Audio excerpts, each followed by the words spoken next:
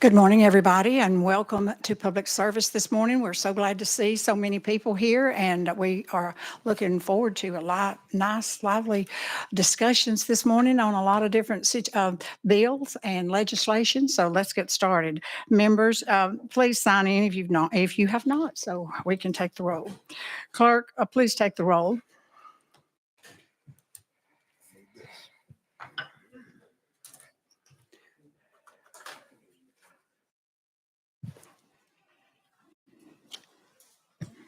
Madam Chair, you have 5 members present. You have a quorum. Thank you. Before we go to our regular calendar, do we have any personal orders from any of our members?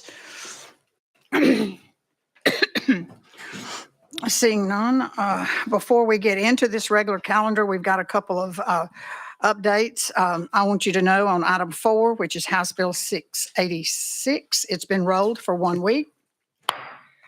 Item number 5, which is House Bill 548, that also has been rolled for 1 week. And item number 8, House Bill 840, has been rolled for 2 weeks. First up, we have item number 1, House Bill 1312 by Representative Kiesling. Do we have a motion and a second?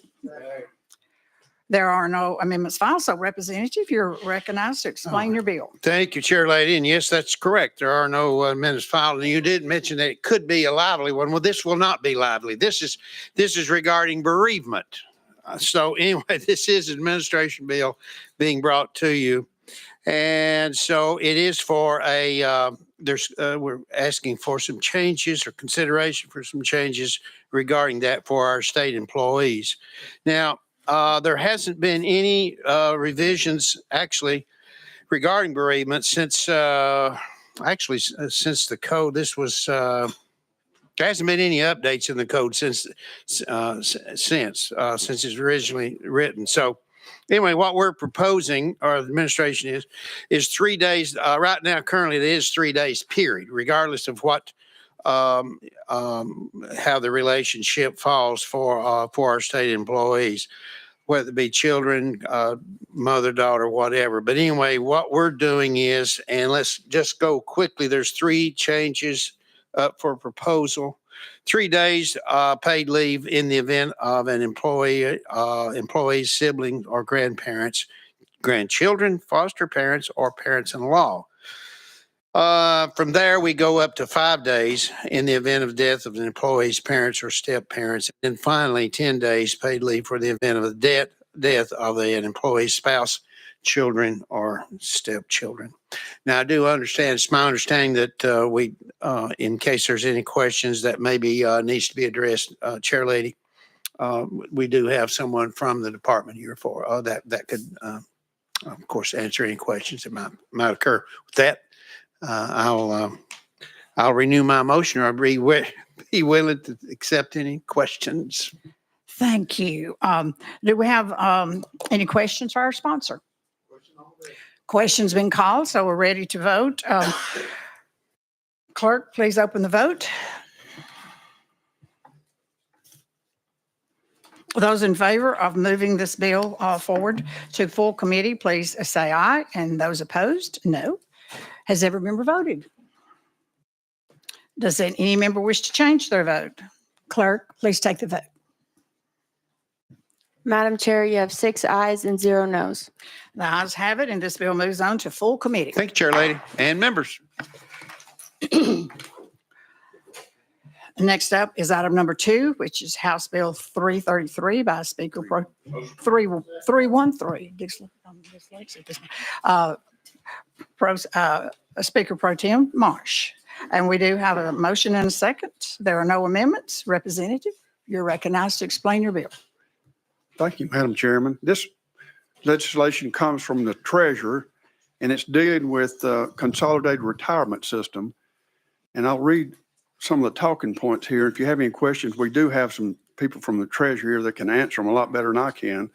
But generally, a retired member of the Tennessee Consolidated Retirement System may return to work for a TCRS participating employer on a temporary basis without suspending the member's retirement benefit. but with a reduction in either the member's retirement benefits or reemployment salary. A condition of reemployment after retirement is that there must be a bona fide separation of service slip between the member's service and the generated retirement benefit and the member's temporary reemployment.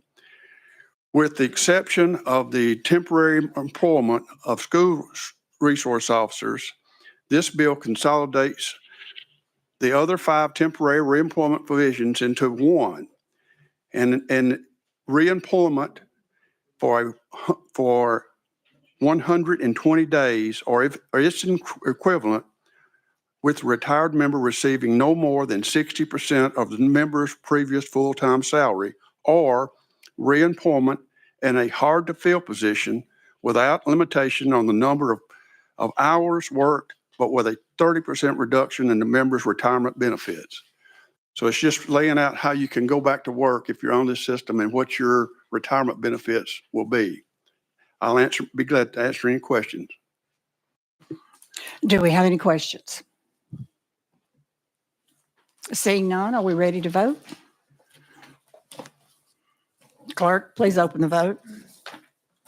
Those in favor of moving this bill forward to full committee, please say aye, and those opposed, no. Has every member voted? Does anyone want to change their vote? Clerk, please take the vote. Madam Chair, you have 6 ayes and 0 noes. The ayes have it, and this moves on to full committee. Okay. Thank you, Madam Chairman. Thank you. Next up is item number 3, which is House Bill 132 by Deputy Speaker Zachary. We have a motion and a second. There are no amendments. Representative, you're recognized to explain your bill. Thank you, Madam Chair and committee. It's good to be before you this morning.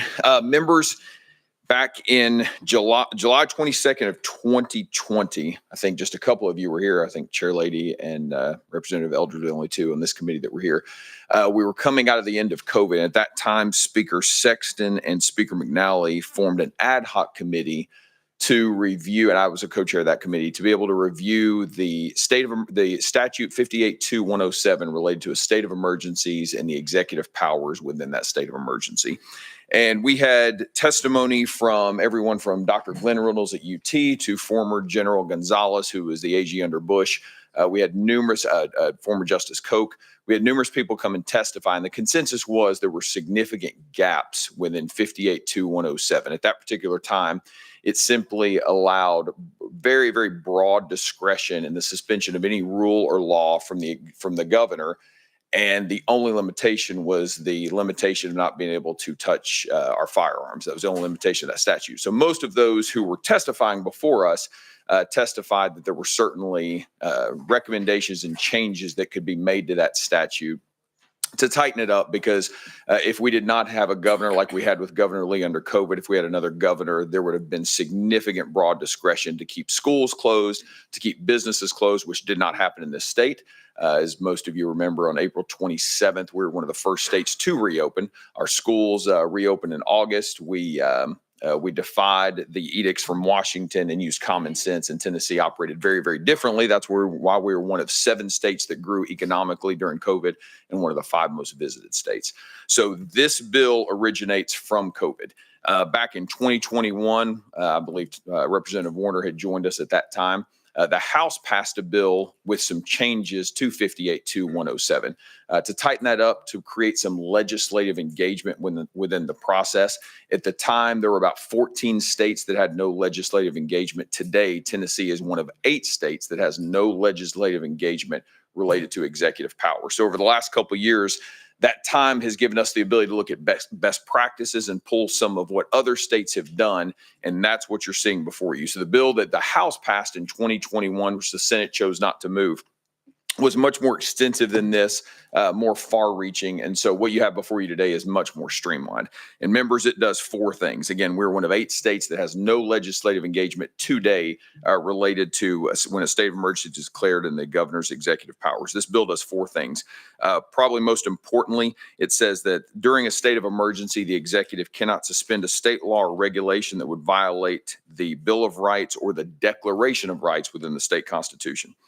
Number two, it allows the legislature, this is the most common practice around the country. 26 states currently have this in statute today. It allows the legislature to terminate a state of emergency at any time through a joint resolution. And then 3 and 4 tie together. Right now, a statute stands today. The governor, I believe it's every 45 days, is allowed to renew a state of emergency at his discretion. This changes that, and 10 states have this practice in place today. It changes that to 30 days, and the legislature has to provide approval for the extension of that state of emergency through joint resolution. And then the fourth thing it does, because we're a part-time legislature, the fourth thing it does, it creates a legislative council, which again, 10 states have that today. That legislative council would consist of both speakers, both majority leaders, both speaker pro tems, and both minority leaders. And if we are not in session, then they would meet, and then with a majority, they would have the ability to extend that state of emergency. So, Madam Chair and members, we could go into numerous questions. I know Director Sheehan's going to testify against this bill. I respect him greatly, and Governor and I discussed this yesterday. And with the hopes this moves on to full after testimony and more discussion, I'm more than willing to meet with the governor and discuss additional changes and tweaks he may have in this. We had a great conversation yesterday. I'm thankful for our governor. And again, let me just reiterate, this originates from COVID. I'm thankful for our governor and leadership. Were things perfect? Absolutely not. A couple of us were here. It was an absolute nightmare of a time to live through, but I can say Tennessee did it better than most states. And again, by April 27th, our state was opened up. Our schools were back in, and we were blessed to have the leadership we had with Tennessee during COVID. So with that, Madam Chair, I'll stand for any questions. Thank you. We do have someone here to give testimony today. So without objection, we're going to go out of session. Patrick Sheehan. Please come up, state your name and who you're with for the record. And you'll have 3 minutes for your testimony.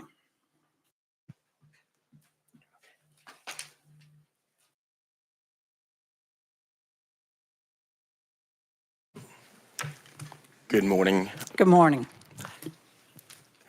So my name is Patrick Sheehan. I am the director of the Tennessee Emergency Management Agency. It's a role I've been blessed to serve in since June of 2016. So I was here all through COVID and multiple tornadoes and last night wildfires. So we have disasters in this state. You know, benchmarking, I think, against other states is useful to know what else is out there. But I think in many ways, Tennessee government is better than some of our peers in the Republic. So while 26 states might do something, I don't think that's necessarily the indicator that we want to look at on whether something is useful. So, you know, Hurricane Helene, Tropical Storm Helene are things that I deal with every single day, hours of every single day I spend working with these jurisdictions to make sure that housing is being met. And so while it may seem to a lot of folks that the disasters are over in those immediate moments after, and luckily last night the wildfires seem like, you know, those are pretty much over. But for things that are catastrophic, and what I always worry about is the power of a New Madrid seismic zone earthquake and how long it will take us to respond to that. Curtailing the governor's authorities to execute vigorous executive action in the face of crisis, it would be, I think, detrimental to how we are able to operate as a government. We're able to see right now the power of a vigorous executive with President Trump and the executive actions that he's able to take to do things that are necessary for our nation. In the same way, I think our governor can take vigorous action and do things that are necessary for our state and direct us to do things that are necessary for our state. Legislative review is something I think that should be a part of it. And I think the General Assembly, if it's not already enumerated in a way that the General Assembly could meet and terminate a state of emergency, perhaps that's not a bad thing. But I think just the logistics of dealing with disaster, 45 days is pretty tight. So the governor renewed his executive order. We talked about renewing it again because of difficulties with transportation. But vigorous executive action, I think, is vitally important. We're able to see that today. I mean, many of us, I'm sure, watched last night to hear discussions around vigorous executive action in our nation. And I think that is an example that perhaps we want to examine and emulate more. Happy to answer any questions you may have, ma'am. Does anyone have any questions for our guest? Seeing none, thank you for being here Thank for you, your ma'am. And testimony. I want to say too, I should have started with it. I have tremendous respect for Representative Zachary as well, and appreciate the opportunity to just have debate and vigorous discussion on the proper role of government. So thank you very much. Thank you. Thank you. We'll now go back into session. Representative Zachary. Thank you, Madam Chair, and I appreciate Director Sheehan. I'm so thankful for him and his team. We communicated quite a bit during COVID. He was extremely helpful. While I don't represent Upper East Tennessee, he was fantastic with the engagement in Upper East Tennessee. And so I'm thankful for him and his leadership. We agree completely regarding vigorous action needed to be taken by the executive, and just know that this in no way, other than protecting the rights clearly laid out, enumerated within the Constitution of the Bill of Rights and our Declaration of Rights, this in no way limits the governor's vigorous action. And so I agree completely with Director Sheehan. But one thing COVID taught us, there are many changes that have been made to TCA because of the result of COVID. And while we don't compare ourselves to other states, we saw the tyranny in other states. And again, I carried the COVID protection bill, and that was a response to the tyranny we saw in many other states to protect the individual rights of the people of our state. And so because of that action, we as the legislature have the ability, we make law, that's what we do. And we have the ability to see what has happened in our country and to take certain stop gaps to ensure those things don't ever happen in Tennessee. And so and this is what I told the governor yesterday, I've used this a couple of times, to reference Genesis in the story of Joseph. There may come a time in this state where, God forbid, we have a Pharaoh that knew not Joseph, and we're not guaranteed to have someone with the restraint of a Governor Lee or a Governor Haslam or whoever it may be. Now, there would be significant problems in our state, well beyond what we're talking about here, if an executive like that ever was in control of our state, but we're not guaranteed to have that. And so these protections are reasonable. Again, these are common practices that are put in place, not just by conservative states, but some of our liberal neighbors have done this. But I think it is irresponsible for this body to have no legislative engagement when it comes to executive powers within a state of emergency. So with that, Madam Chair, I'll answer any more questions. Do we have any questions for our sponsor? Seeing none, looks like we're ready to vote. Clerk, please open the vote.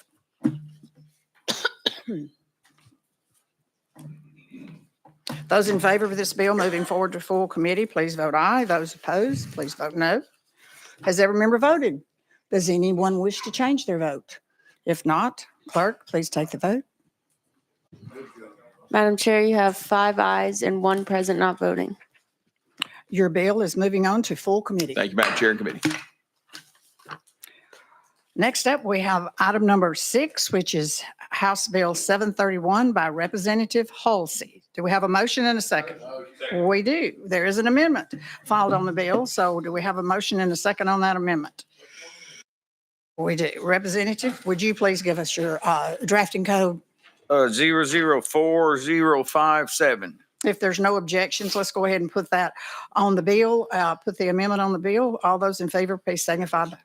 Oh, got to have a motion and a second. Okay. All those in favor, please say aye. Aye. Those opposed? The amendment goes on the bill, and you're recognized for your explanation of your bill. Thank you, Madam Chairman. Thank you, committee. There's an organization called One Health in Tennessee that operates under the health department branch of government. And it has its roots in the World Health Organization. I got to tell you right up front here, I am not saying anything disparaging about the folks who sit on this committee of One Health here in Tennessee. As far as I know, they're solid, good, nice people trying to do something right and do something good. What scares me about it is the roots of this program come out of the World Health Organization. It's a big plank in their reach. It's actually an integral part of the pandemic agreement, which President Trump, by the way, just got us out of the WHO and out of that pandemic agreement. But they're coming up for a vote, I think, in May of this year. If you've kept up at all with the WHO's process and what they believe, One Health from their side, from their globalist view, when you first read about it, it appears very logical. But their solutions require human and animal vaccinations and a vaccine passport and a digital ID. And the original pandemic agreement included mandates for experimental vaccinations and experimental vaccine passports and digital IDs to participate in society. So you can't function unless you have it. Proponents in the who say that you need it, they say that you have to move away from a human-centered philosophy that views humans as separate from and superior to nature. In other words, we all have equal standing. You and the bugs and the trees and the water, and we're all equal. Which of course does completely away with the biblical premises of what our Declaration of Independence was set upon, and that is the dominion principle out of Genesis, that man was given dominion over the land and over the animals. And it's also where your sovereignty rests. Now, again, the folks on this committee, I think are all solid, good, nice people. The roots that are bound up in the who is what troubles me. This committee meets on a regular basis, and they shut down their meetings, and people could not watch or view. So this bill is a very, very simple bill that says that this organization has, because it's a government body, has to be accessible by the public. And most of their programs or most of their meetings are done virtually. And it says all the same requirements for this committee as any other committee that's a government body that falls under that same type of jurisdiction. Is they have to notify the public in a reasonable amount of time, and they have to let the public view their meetings. And that's all the bill does, is just says you have to have open meetings. Do we have any questions for our sponsor? We do. Our Representative Warner. Thank you, Madam Chair, and I have a couple questions here. And thank you, Chairman Holsey, for bringing this bill. Do you have an example or something that this committee does, or I wasn't made aware of, or am not aware of this committee? You're recognized. I'm sorry to tell you, I will read you a letter that I got, if that's all right. It says, Dear Representative Holsey, I'm writing in support of HB 731, which addresses the reopening. By the way, they did open back up again. The reopening of One Health Committee meetings to the public, and thank you for sponsoring the bill. As a farmer in the county, he names the county and I'm not telling you, the issue being discussed in the One Health meetings can have a direct impact on our farming operations and our livelihood. We are very much aware of outside groups such as the WHO and the CDC that are trying to influence policies in our state. By allowing Tennessee's One Health Committee to have closed meetings, no one outside of this small group knows what decisions and policies are being made. As an active stakeholder in Tennessee's food and farming community, my future in farming is being controlled by this small group of people with no community oversight or involvement. So they came into being in 2014. I don't know the history and I don't know how that happened. Again, please, you got to understand, I'm not saying anything disparaging about these folks. As far as I know, they're really, really good people. It is the background of the WHO organization that came up with this program that is the troubling spot to me. You have another, you're recognized. Thank you again, Madam Chair. Chairman Holsey, do you know how much in the budget, how much money this committee is receiving from the taxpayers of the great state of Tennessee? You know, from what I can find out, they actually are not funded by taxpayers in the sense of a direct contribution to their organization.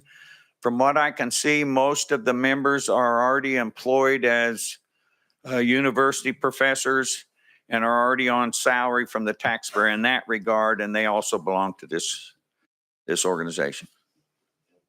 One more? Okay. You're recognized. Thank you, Madam Chair. Chairman, what about, is there any federal funds coming to this committee? Would you be aware of that? I have not seen it. I can't say that's the case, but I have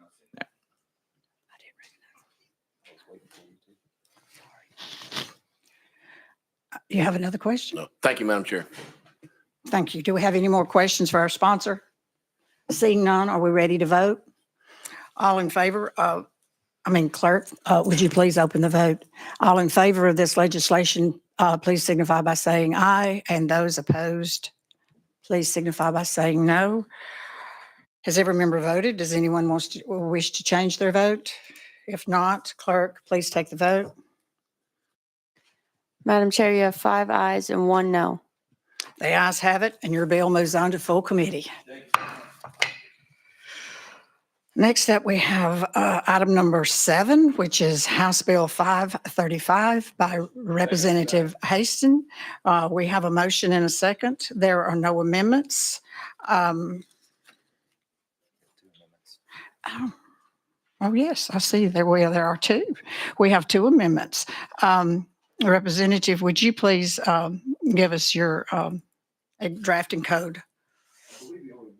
Adding to the bill is 4544. And it's not a rewrite, but I'll be glad to explain it. Okay, we want to go ahead and do I have a motion and a second? We do, and we'll go ahead and put this amendment on the bill. All those in favor of doing so, please signify by saying aye. Aye. Those opposed, no.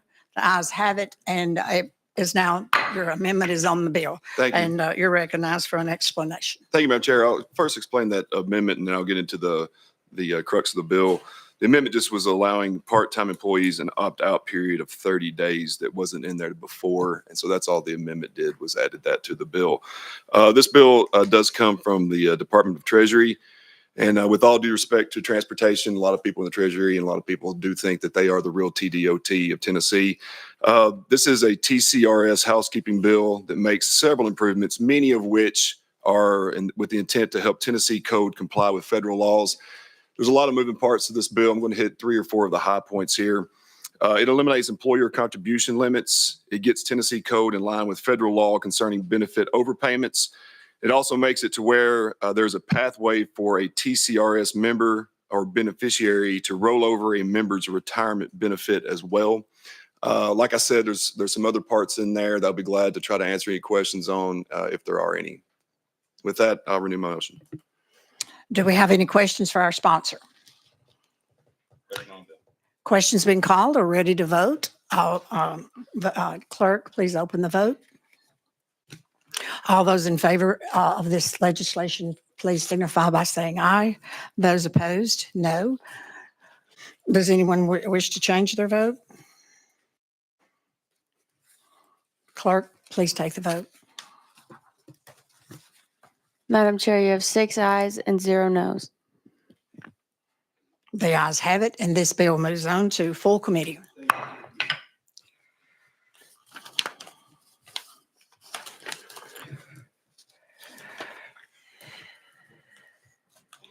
Next, we have item number 9, which is House Bill 802 by Representative Grills. We have a motion and a second. There are no amendments filed. So Representative, you're recognized to explain your bill.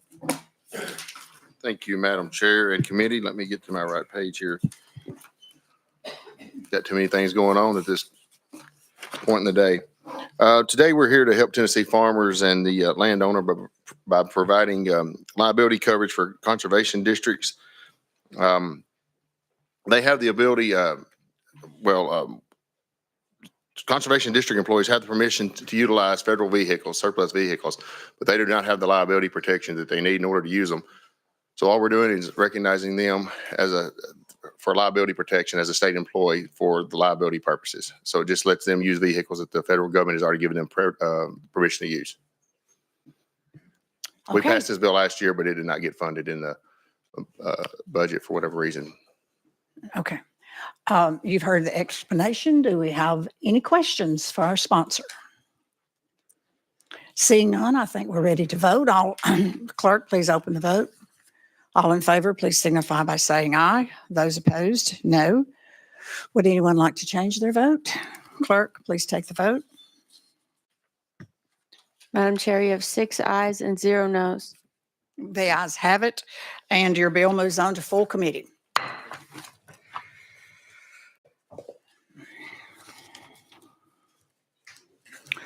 Next, we have item number 10, which is House Bill 66 by Representative Sparks.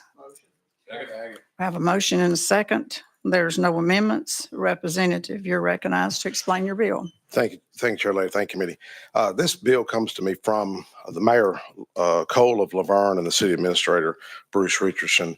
Currently, Tennessee Annotated 10.7.504 outlines government records are not open to the public. Simple terms, it protects certain types of information from being shared to maintain privacy and security. What this bill is asking for is to just create some parity with state employees. They're concerned about public municipality employees' records being out there where state employees' records aren't. So we're just asking for some parity.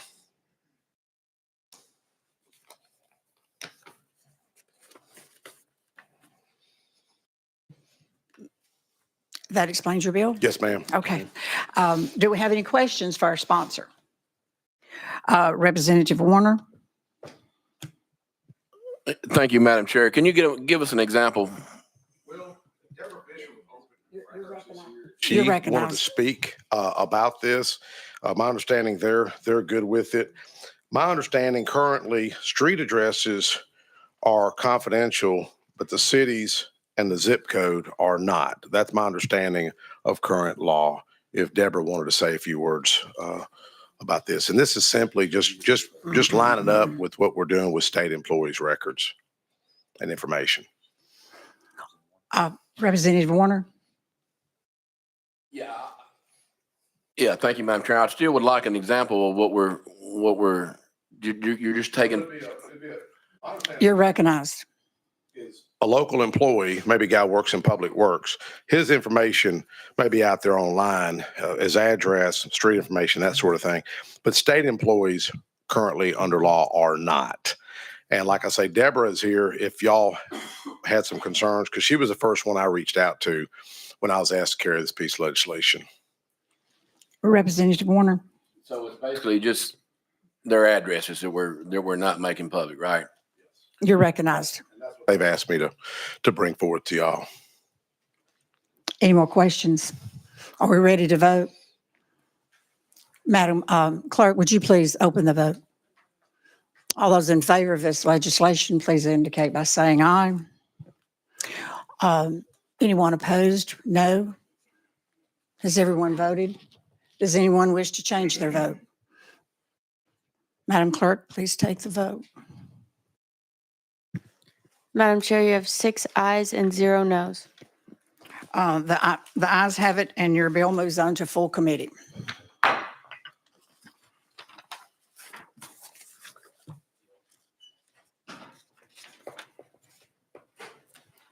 Next up is item number 11, which is House Bill 20 by Representative Reedy. Do we have a motion and a second? We do. There's no amendments filed, and Representative, you're recognized to explain your bill. Thank you, Madam Chair, and Reedy is ready. Reedy is ready. Well, that's good news.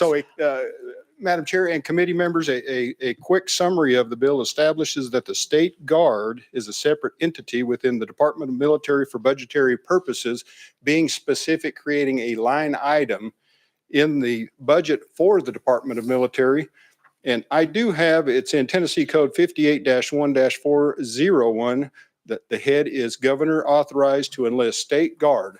Whenever the President of the United States shall carry any part of, or let's see, should call any part of the National Guard of this state into active federal service, the governor is authorized to enlist, organize, maintain, equip, and discipline a volunteer defense force other than the National Guard to be known as the Tennessee State Guard.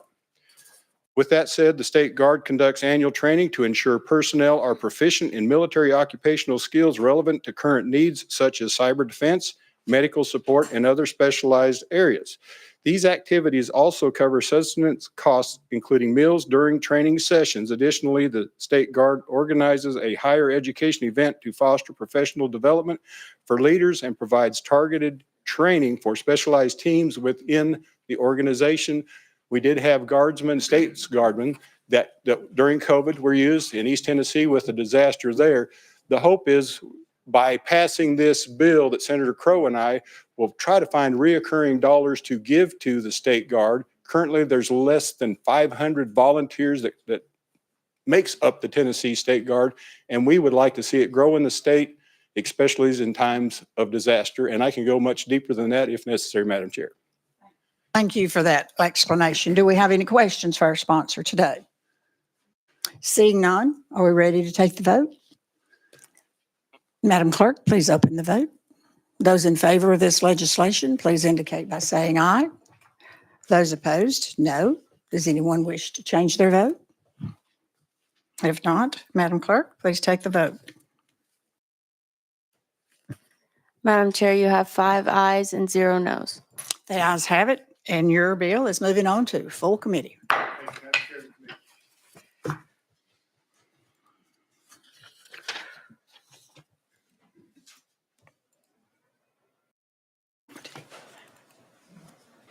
Okay.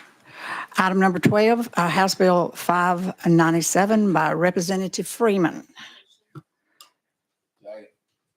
We got a motion and a second. There are no amendments filed. Representative, you're recognized to explain your bill. Thank you, Madam Chair and committee. If you want an opportunity to make government work better and give power back to the people, this is the perfect bill for you. Currently in Tennessee, we require lobbyists to register for the clients, not for the issues and the bills. And give you a couple of examples.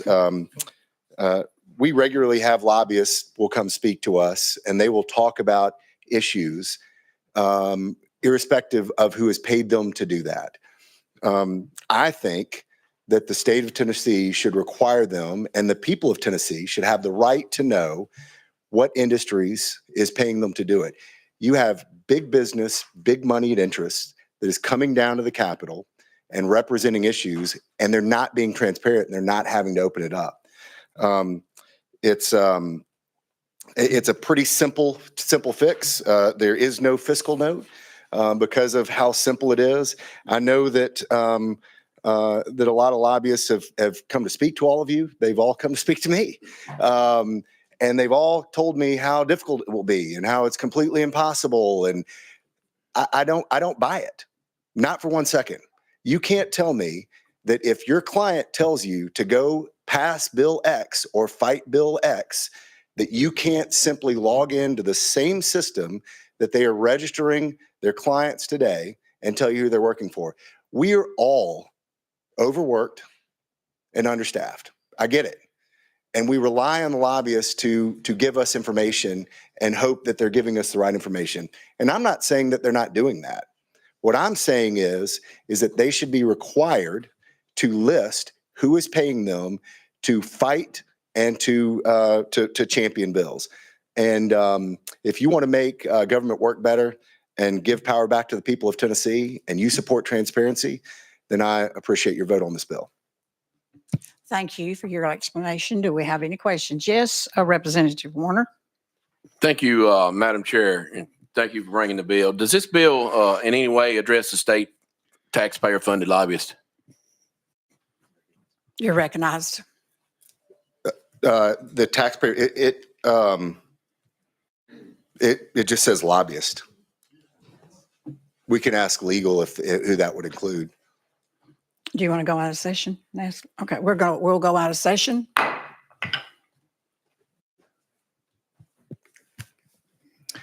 If I'm understanding your question correctly, are you speaking about the liaisons in the executive branch? You're recognized. Absolutely. I would just need to check the definition of lobbyist to confirm that they are within that, but certainly they are compensated to be over here as liaisons from the government's office and from administrative departments. But I'd be remiss if I didn't look at the definition of lobbyist. You're recognized, Representative Warner. Thank you, Madam Chair. Yeah, that's my question. Are they considered lobbyists or not? If you'll give me just a minute, I'll get back to you with that answer.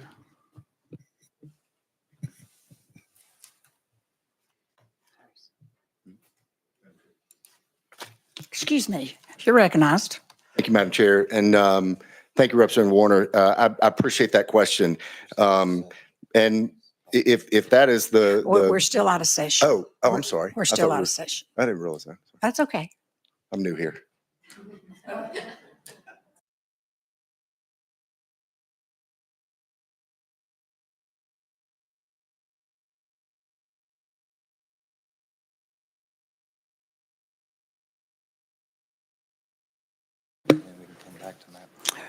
In the meantime, we can go back into session and we can finish our questioning to our sponsor. How about that? Are you ready? Okay.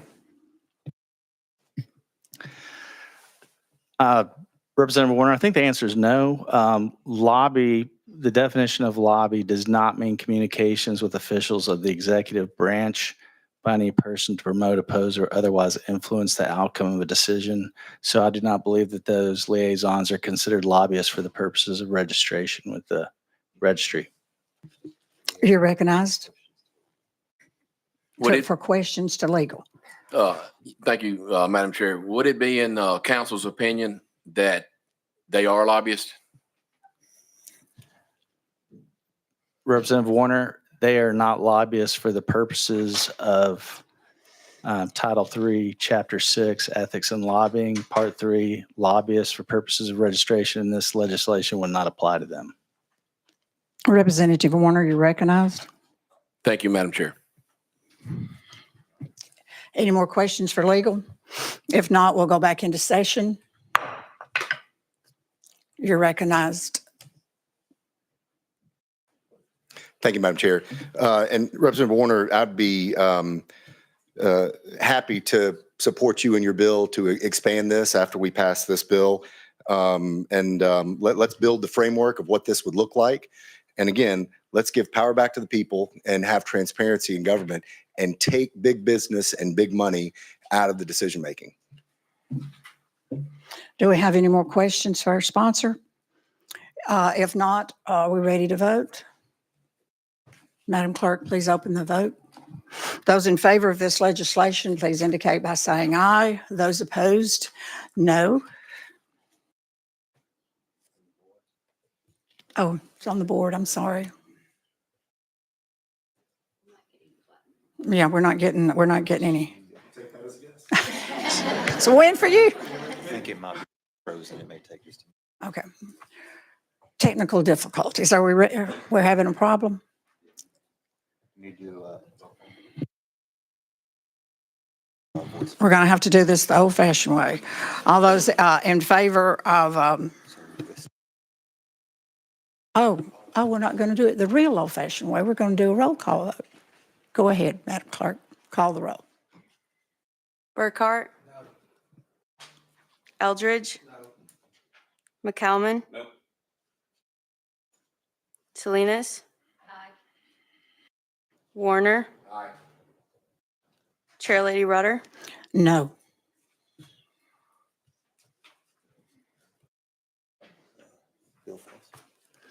Madam Chair, you have 2 ayes and 4 noes. Your bill fails. Sorry.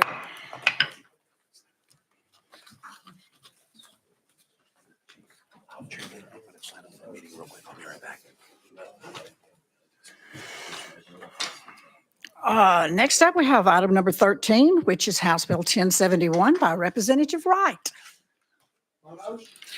We have a motion and a second. No amendments have been filed on this legislation, and so Representative Wright, you're recognized to explain your bill. Thank you, Madam Chair and Committee. This is House Bill 1071. This is a revisit of the Tennessee Heritage Act.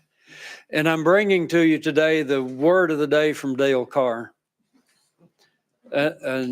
which I'm going to read you the list of protected items, and I'm going to add one word.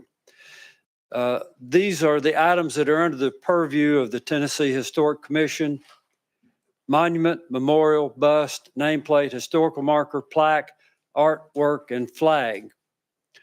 Question has been raised before the Tennessee Historical Commission about the county and city seals of historical significance. You'd think that city and county seals would be covered by the list, but apparently it's not. There's a list of 17 occurrences of historical significance related to city and county seals.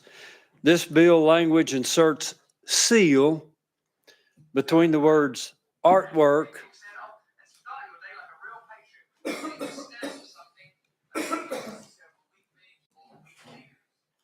and flag. And the reference list included in the Tennessee Historical Act. And with that brief explanation, I stand for questions. Thank you, Madam Chair. You're welcome. Do we have any questions for our sponsor today? Seeing none, we're ready to take the vote. Madam Clerk, would you please take the vote? Call the roll. Burkhart? Yes. Burkhart votes aye. Eldridge? Yes. Eldridge votes aye. McCalman? Salinas? No. Salinas votes no. Warner? Aye. Warner votes aye. Chair Lady Rudder? Aye. Chair Lady Rudder votes aye. Madam Chair, you have 4 ayes and 1 no. The ayes have it, and your bill moves on to full committee. Thank you, Madam Chair. Next up, we have item number 14, which is House Bill 89 by Representative Hakeem. Do we have a motion? Do we have a second? Second. We have a motion and a second. There's no amendments filed. So Representative, would you please explain your bill? Madam Chair, this is a bill that I've worked with my local sheriff and chief of police. In addition to that, we've worked with or talked with the Post Commission and the Insurance Commission as in part. And what this bill does is, we consider it crucial to have clear distinctions between off-duty police officers and other security personnel to ensure transparency and trust. Off-duty law enforcement officers often work part-time security jobs, but wear security company uniforms or their official law enforcement attire. There are some jurisdictions that will allow their personnel to wear their from that jurisdiction, that person attire when they're using in a security job. There are various unapproved insignia patches in circulation, which can become problematic. Off-duty officers working security in jurisdictions outside of their jurisdictions, need a new, clearly distinguishable insignia patch. This patch should be easy to identify and help the public and investigators distinguish between actual law enforcement and private security. Also, the counsel for the Post Commission, Jesse Gentry, has worked at advocated in creating a patch that could be used for this purpose.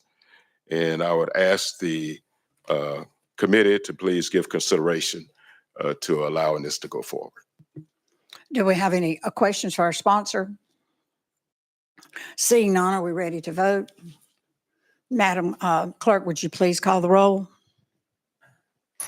Burkhart? No. Burkhart votes no. Eldridge? No. Eldridge votes no. McCalman? Salinas? Aye. Salinas votes aye. Warner? No. Warner votes no. Chair Lady Rudder? No. Chair Lady Rudder votes no. I'm sorry, but your bill fails.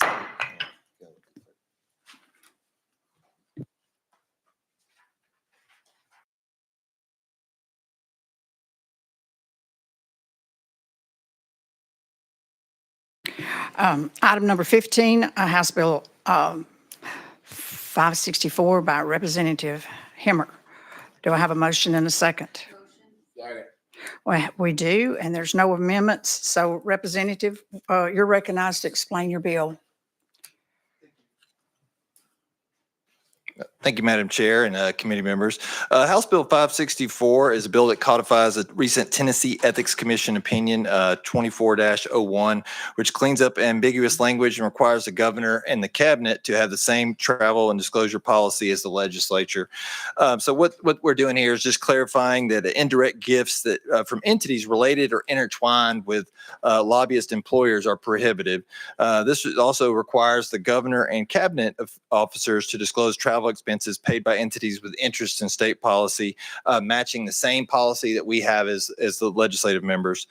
So this closes loopholes that allowed affiliated entities to fund prohibited travel. So what happened is we had some employer lobbyists that had a 501c3 that had the lobbying entity, but they had some affiliated 501c4 that was paying for travel for state officials. The Ethics Commission reviewed this and came out with an opinion in December based on the governor's office asking for this opinion, which they called the law vague. And so that's all this is doing. And so it maintains those exemptions for legislative, government, professional organizations that we have today in travel.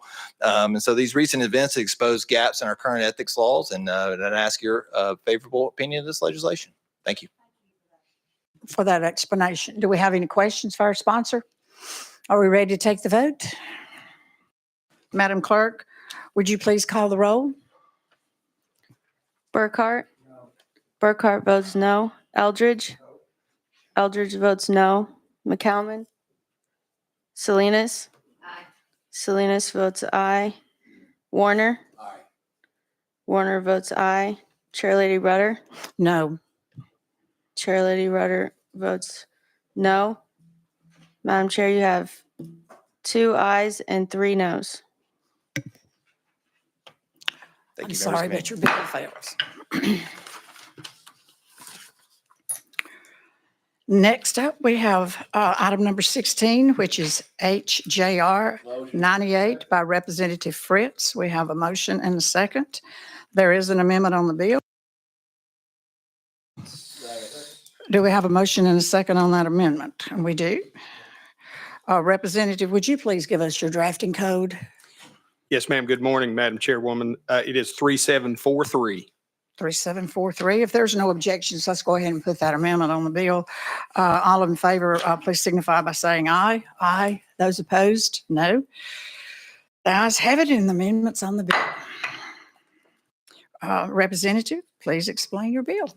Thank you, Madam Chair. House Joint Resolution 98 urges the United States Congress to expand the PACT Act to include COVID-19 treatments conducted under the EUA and before FDA approval as pre-qualifying care for in the event that the serviceman or women develop healthcare issues resulting from these treatments. It urges Congress to add anthrax vaccinations to the PACT Act as qualifying for care in the event that servicemen and women who were forced to take these vaccinations develop healthcare issues. And the HAR also urges Congress to investigate these instances where servicemen and women were forced to accept the introduction of these chemicals into their body when possible harmful or toxic side effects were known. And with that, Madam Chair, I'd renew my motion. Well, thank you for your explanation. Do we have any questions for our sponsor? Seeing none, looks like we're ready to vote. Madam Clerk, would you please take that vote? We're back on the board. Oh, we're not. Burkhart? Burkhart votes aye. Eldridge? Eldridge votes aye. McCalman? Salinas? No. Salinas votes no. Warner? Aye. Warner votes aye. Chairlady Rudder? Aye. Chairlady Rudder votes aye. Madam Chair, you have 4 ayes and 1 no. The ayes have it, and your bill moves on to full committee. Thank you, Madam Chair. Could you indulge me with just a moment to say good morning to some of my friends I served in Iraq with? Honored to sit in a room with y'all. Next up, we have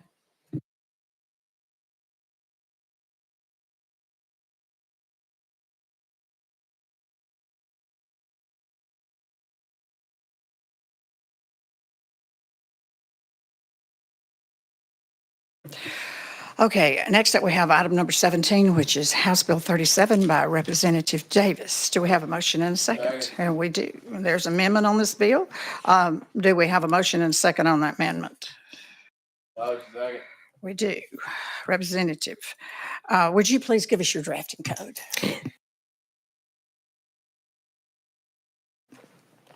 Yes, Madam Chair, it's 4531, and it rewrites the bill.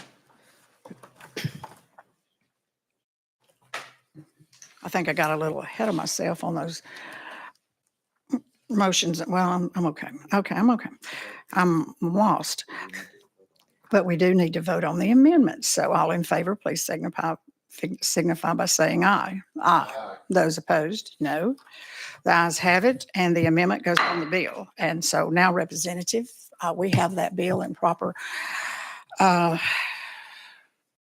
the proper state. So you're recognized to explain your bill. Thank you, Madam Chair. Thank you, committee. So last session, we passed House Bill 2903. I was fortunate enough to co-sponsor that. Doc Kumar, our illustrious chairman of insurance, was the primary sponsor, and it directed TennCare to ensure that FDA-approved non-opioids weren't disadvantaged relative to opioids within the state's Medicaid program. The intent of that legislation was to create a level playing field between prescribing requirements for opioid and non-opioid pain medications. That bill was passed unanimously and signed by the governor. What House Bill 37 does is it extends these same provisions within Medicaid to the state employee insurance program Partners for Health. So we're including the non-opioid pain medications on that preferred drug list, on that PDL list. And with that, I stand ready for questions. Do we have any questions for our sponsor? Seeing none, are we ready to vote? Madam Clerk, please call the roll.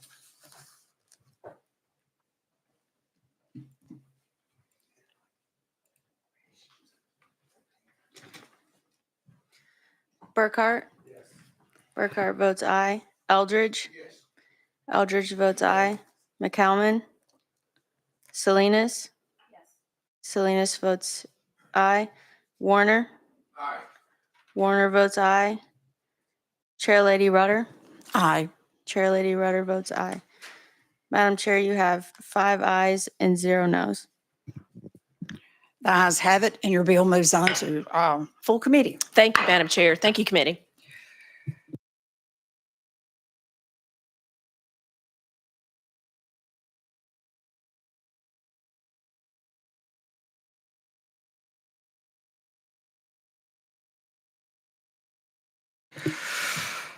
Okay, item number 18, which is House Bill 324 by Representative Grills.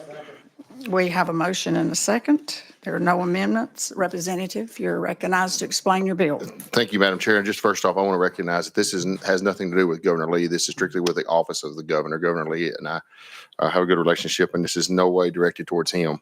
But this bill prohibits the office of governor from infringing on any rights granted by the Constitution in an emergency, and that's what the bill does. You've heard the explanation. Do we have any questions? Question on bill. Questions have been called. We're ready to vote. Madam Clerk, please take the roll. Burkhart? Burkhart votes aye. Eldridge? Yes. Eldridge votes aye. McCalman? Salinas? Aye. Salinas votes aye. Warner? Aye. Warner votes aye. Chair Lady Rudder? Aye. Chair Lady Rudder votes aye. Madam Chair, you have 5 ayes and 0 noes. The ayes have it, and your bill is moving on to full committee. Next up, we have item number 19, which is House Bill 129 by Representative Renaud. Do we have a motion and a second? Motion. There are no amendments filed, so Representative, you're recognized to explain your bill. Thank you, Madam Chair and Committee. HB 129, known as the Defend the Guard Act, is an effort to ensure that the Tennessee National Guard remains where it's most needed, and that's here in Tennessee. This bill would prohibit the Tennessee National Guard from being released from state duty into federal active duty combat unless the United States Congress has passed an official declaration of war or has taken an official action pursuant to Article 1, Section 8, Clause 15 of the United States Constitution. The Guard's mission is clear, and that is to be well-trained, equipped, and responsive to our governor's call in time of emergency.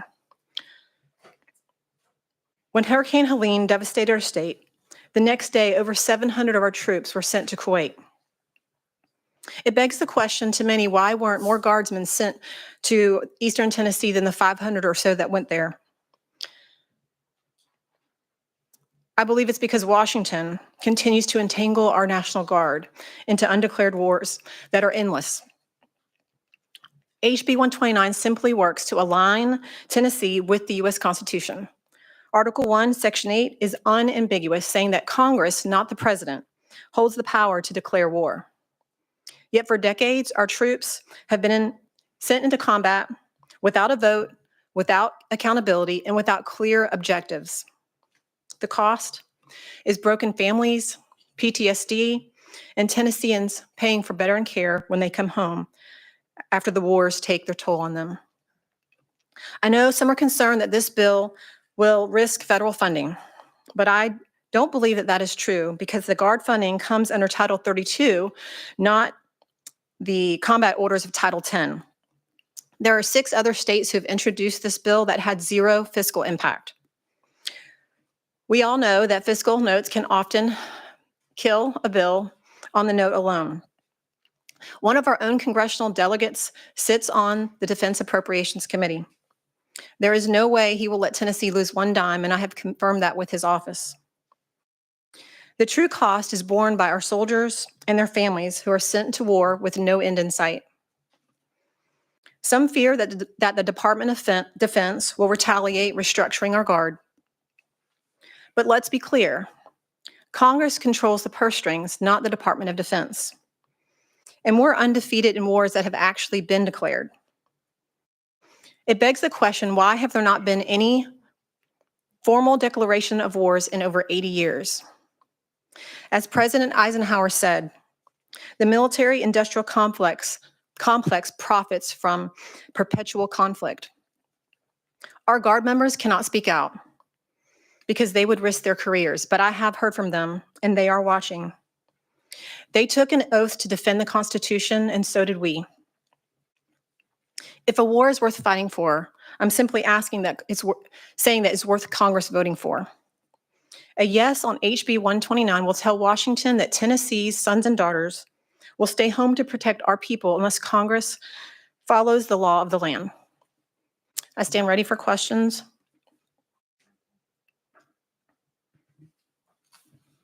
Before we take any questions from our members, we have had requests for testimony on this legislation. So without objection, we're going to go out of session to hear from those individuals. So we're out of session. We have 3 individuals that will be speaking with us first. And the first person is Samantha Zakowski. And please state your name and who you're with for the record, and you will have 3 minutes for your testimony. And welcome.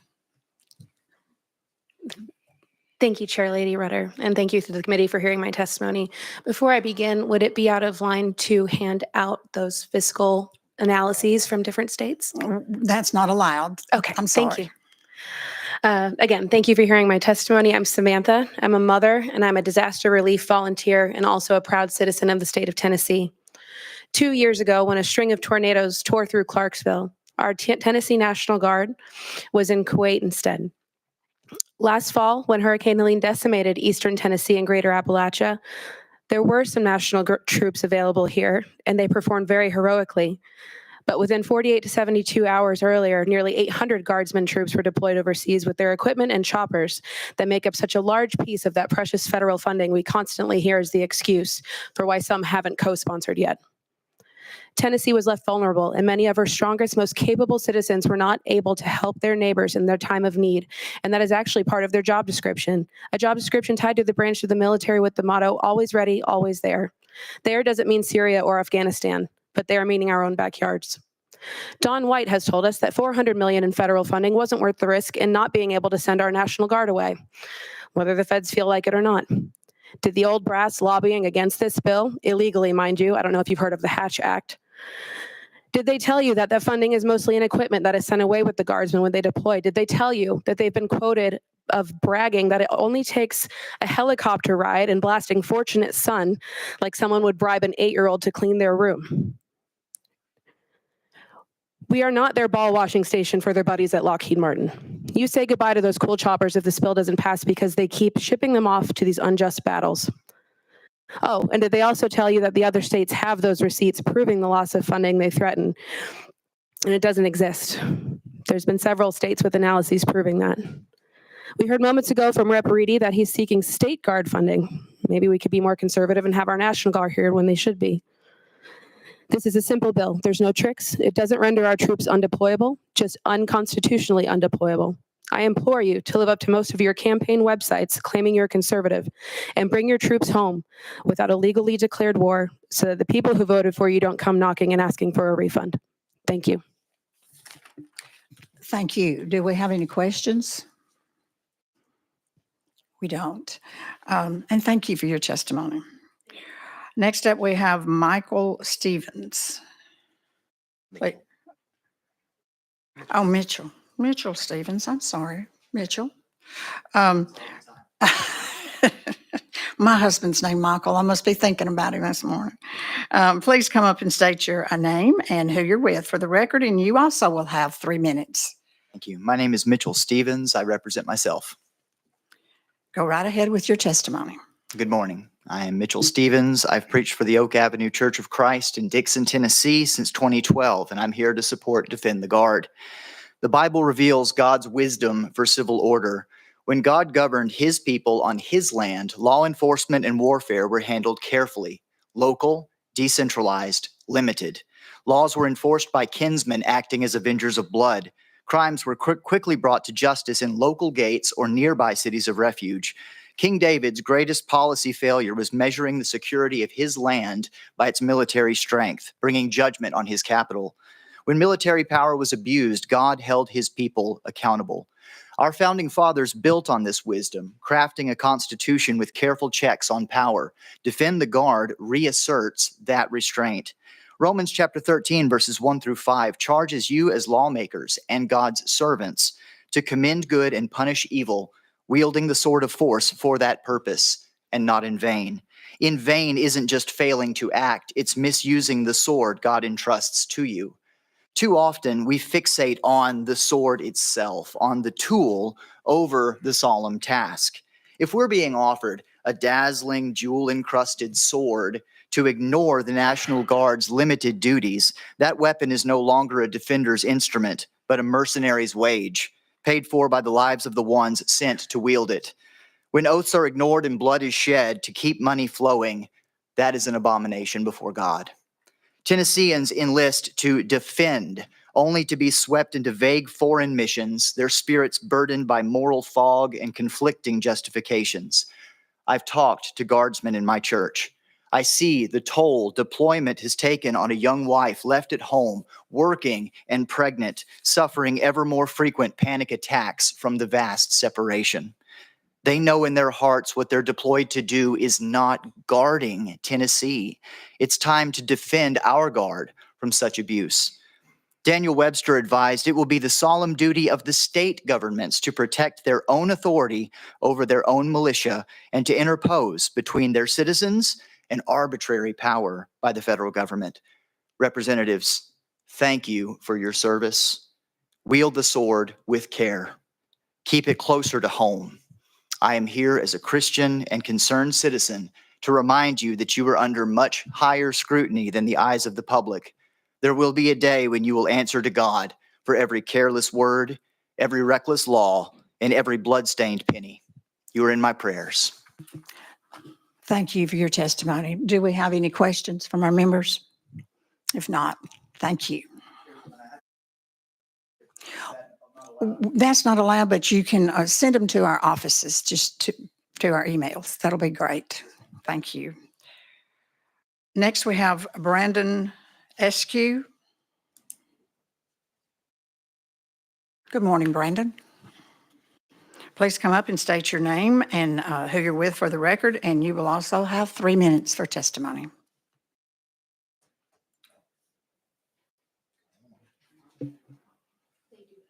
Okay. All right. Thank you, Madam Chairman, for the opportunity to speak today. I did bring a handout, if I'm allowed to. You need to state your name and who you're with for the record. Major Retired Brandon Askew. I'm with Defend the Guard. Thank you for that. And we don't allow any handouts, but you can send them to our offices. Yes, ma'am. Thank you you. for the opportunity to speak again. My name is Major Retired Brandon Askew. I'm a combat veteran from both Iraq and Afghanistan, earning Bronze Stars in both conflicts, with additional tours in Kuwait, Saudi Arabia, and Egypt. I've served 4 years in the Army National Guard, 11 years on active duty, and 7 in the Army Reserves. I'm here to testify to the absolute horrors our government inflicts on the men and women who serve in the Guard, while we continue endless deployments to conflicts our Congress didn't even bother to vote on.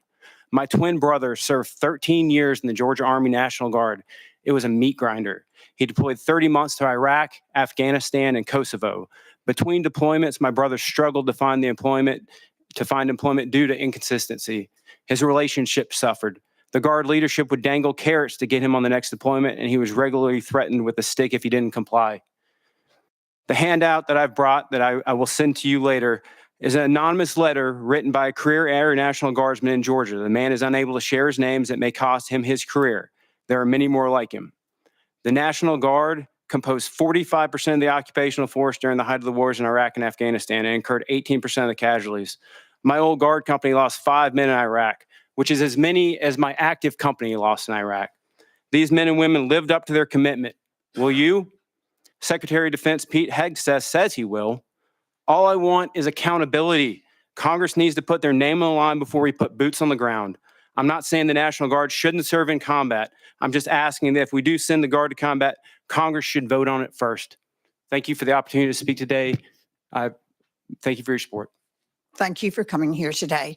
We do have a question. Representative Warner. Thank you, Madam Chair. Thank you, sir, for being here. And most of all, thank you for your service to this great country. I'm a firm believer that this country does not do enough for our veterans. So thank you greatly. We greatly appreciate you. One quick question. Can you elaborate on the difference between Title 10 and Title 32? Hang on. I'm sorry. I have to recognize you first, and you are recognized. Title 32 governs the National Guard when under state control but funded by the federal government. It covers activities such as training, readiness, record keeping, and compliance with federal standards while the governor retains command authority. States must adhere to Title 32 requirements to maintain eligibility for federal funds. Title 10 governs the National Guard when mobilized into federal service, effectively transitioning onto the regular Army or Air Force under the President's command. Deployments under Title 10 remove the National Guard from state control and are tied to federal decisions such as overseas combat operations. Representative Warner. Thank you again, Madam Chair. So it's my understanding you have no problem with the National Guard going to war. You just want Congress to declare war first. You're recognized. Absolutely the case, sir. Any more questions? Seeing none, thank you for your testimony, and also thank you for your service to our country.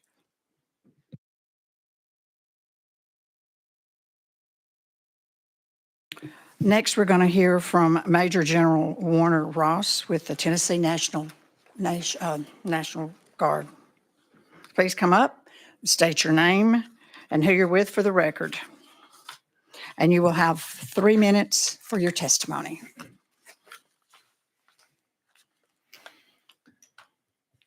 Chairlady Rudder, members of the committee, I'm Major General Warner Ross, the Adjutant General of Tennessee Military Department.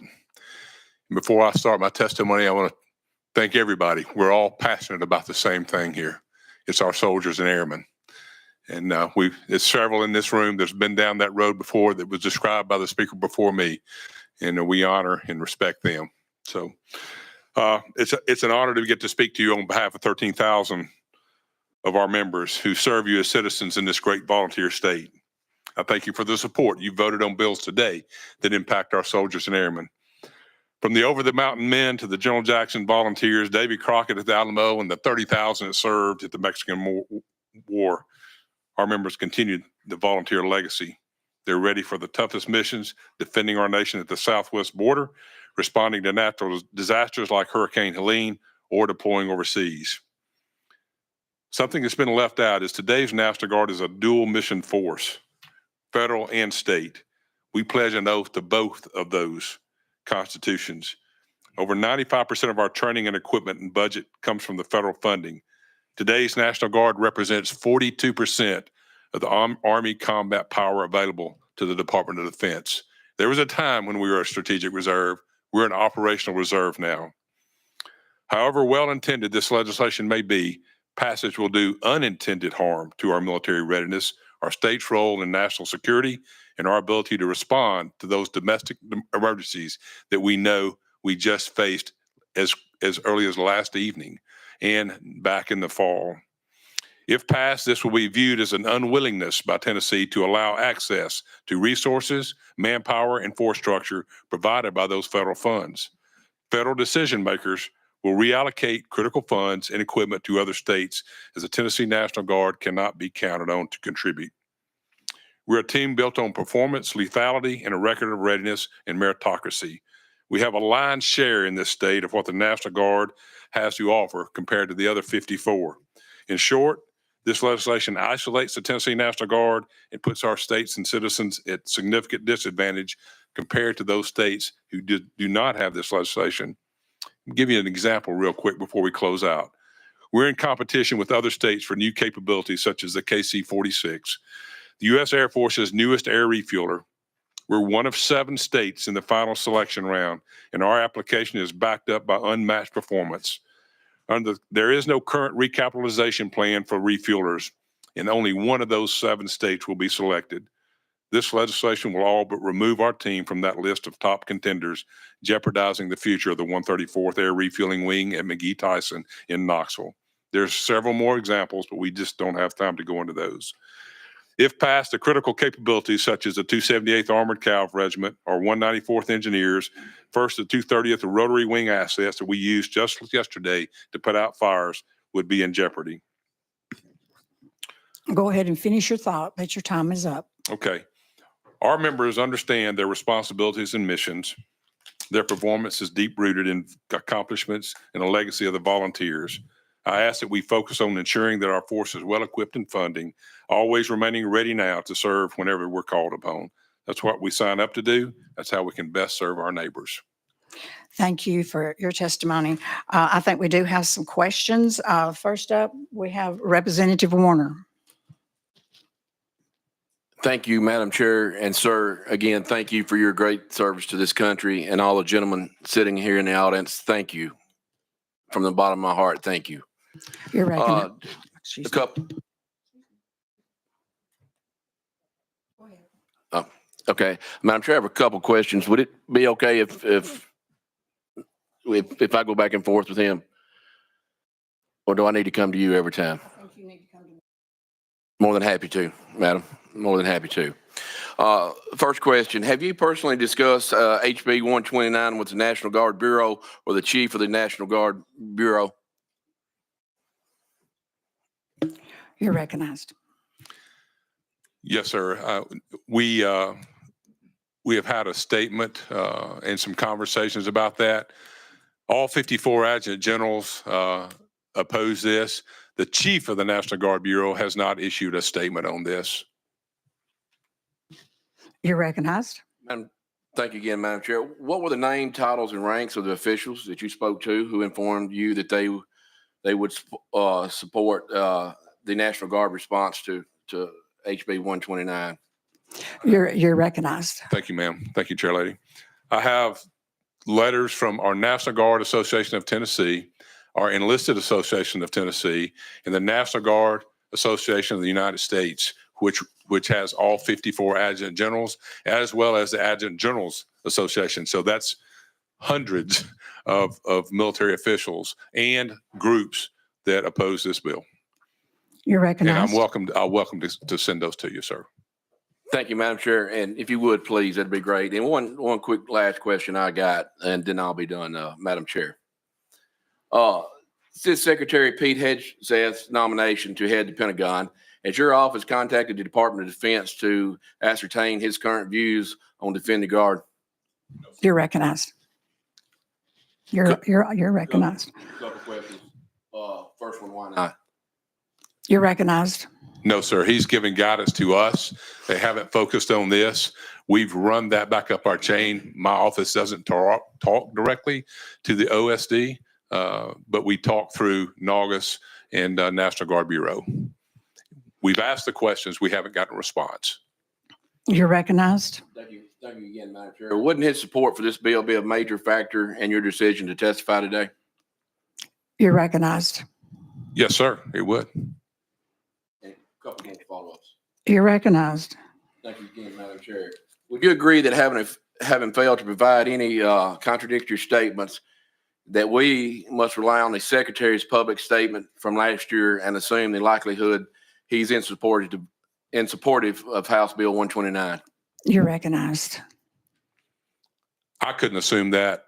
He was in a different role at that point, and in the role he now has, the National Guard represents 42% of his combat power, but I cannot speak for the Secretary.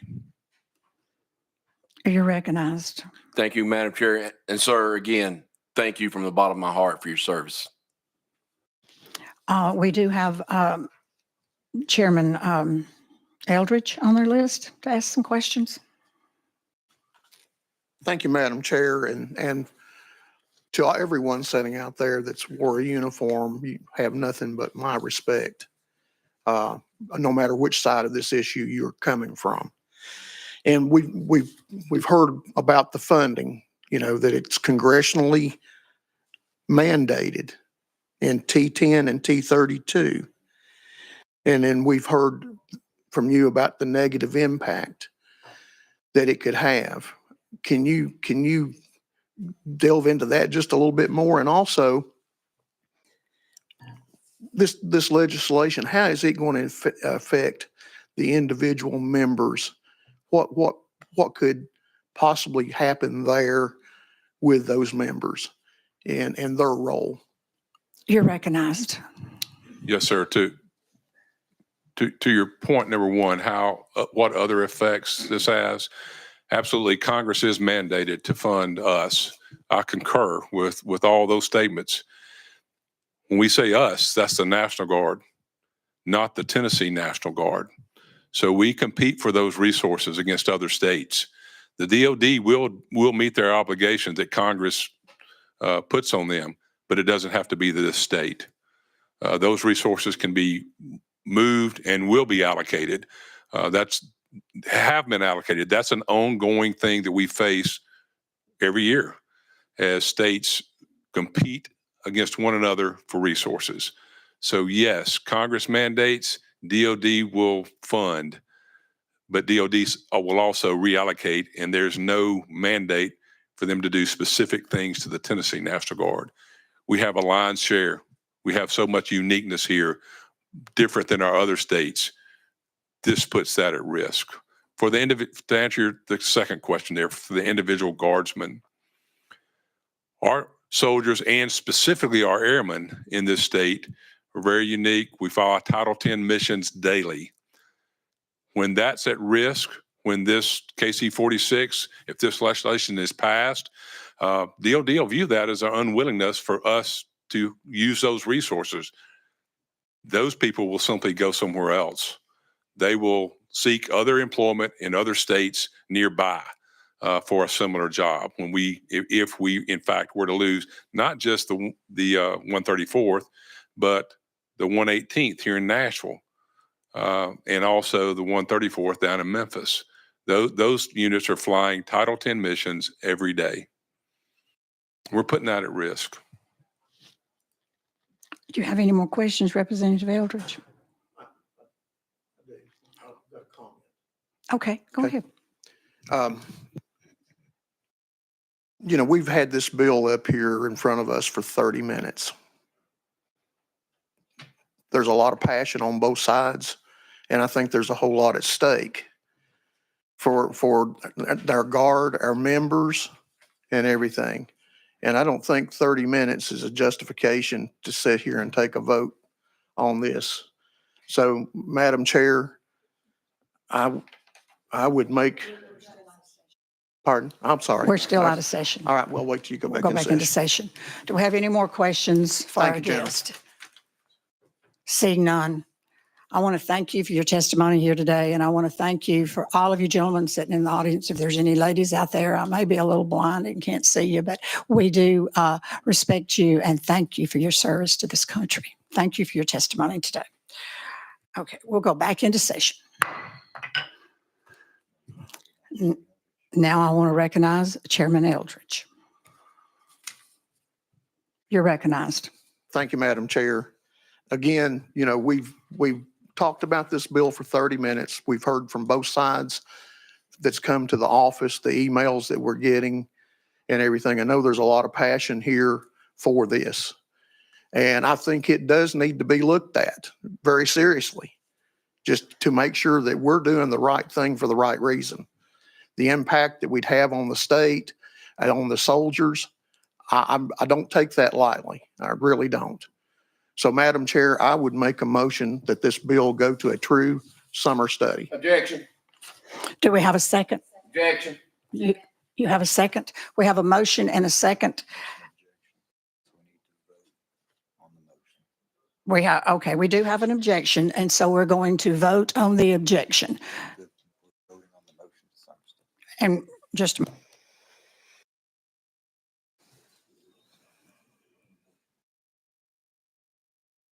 Okay, we're going to get it in the proper order. First, we're going to vote on the original motion, which was the motion to put this legislation in summer study. We'll vote on that first, and then we'll address the objection. If we vote to send it to summer study,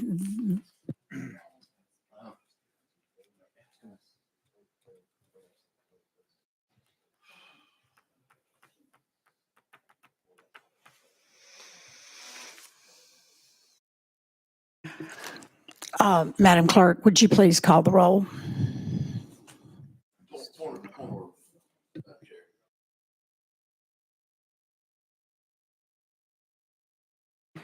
Yes, Representative Warner. Thank you, Madam Chair. What actually are we voting on now? I've gotten confused. We are actually voting on Representative Eldridge's motion to send this legislation to summer study. Thank you, Madam Chair. You're welcome. Proceed, Madam Chair. Clerk. Burkhart. Burkhart votes aye. Eldridge. Eldridge votes aye. McCalman. McCalman votes aye. Salinas. Salinas votes no. Warner. Warner votes no. Chair Lady Rudder. Chair Lady Rudder votes aye. Madam Chair, you have 4 ayes and 2 noes. This bill goes to summer study.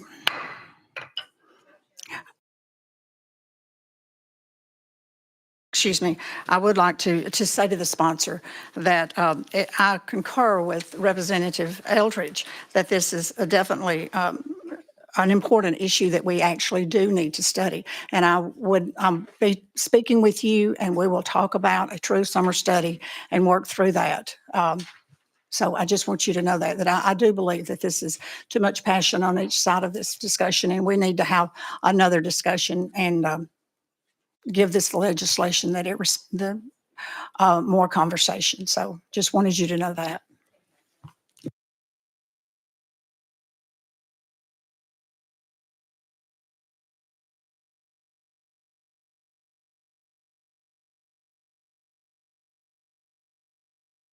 So we do have one more, is it Eldridge's? We have one more piece of business on our agenda. That's 1293, and we're going to move that to next week's calendar.